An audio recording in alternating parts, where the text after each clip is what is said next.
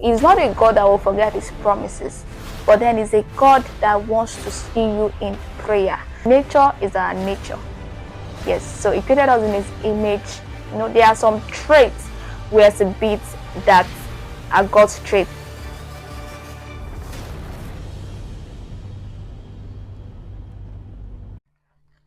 Hi guys, have you ever wondered why you have to ask your friends, family, siblings, parents, line managers, bosses, why you have to ask them a question more than once, or why you have to request something from them more than once before that thing is given or that request is granted? My name is Abisola Akiwande. Welcome back again to my channel. It's so good to see you here. So like I was saying, why do you have to ask them these things more than once? Why do you have to repeat yourself before that request is granted or that specific thing that you're asking for is given to you? This is because we are created in God's image. We have his nature. His nature is our nature. Yes, so he created us in his image. There are some traits we exhibit that are God's traits, especially when you are born of God, when you are born again, when you are God's son or daughter. So if you are in a position that you are asking something from God and he has not replied you, he has not responded, this is not the time to give up on that request. This is the time to press for more, because it is in God's nature for you to ask, for you to ask, for you to ask. When we're growing, sometimes we make a request from our parents, and in fact, the first time they will even look at you that, what's this thing that you're asking? But when you ask again and again and again, they give that thing to you, or they grant that request, they grant that wish of yours. Yes, this is the same with God.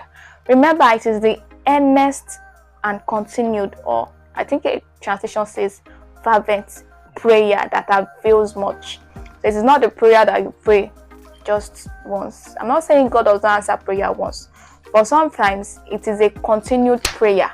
It is a continuous prayer that avails. It gives tremendous power.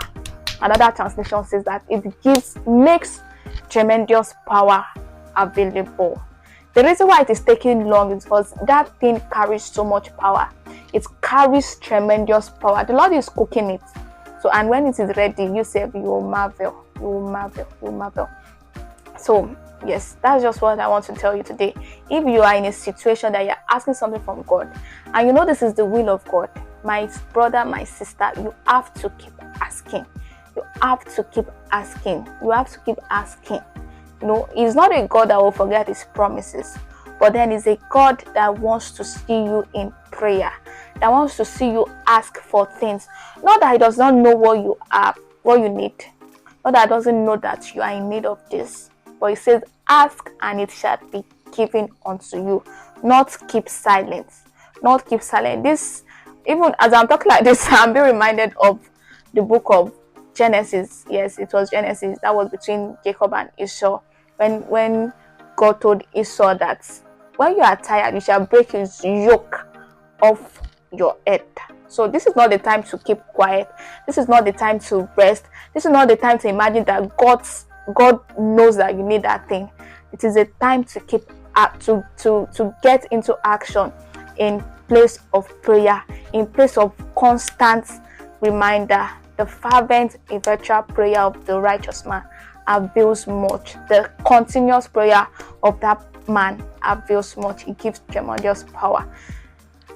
Oh, I'm not yet here. Okay, so yes, that's just what I want to share with us today. I don't know who needs to hear this, but if you come across this thing today, it means that thing that you're asking from God, it does not want you to stop. It does not want you to stop. Your answer is on its way, and it's going to amaze you. Thank you so much for listening. I just thought to share this, and I feel so much at peace after sharing this. Thank you. See you again. Bye.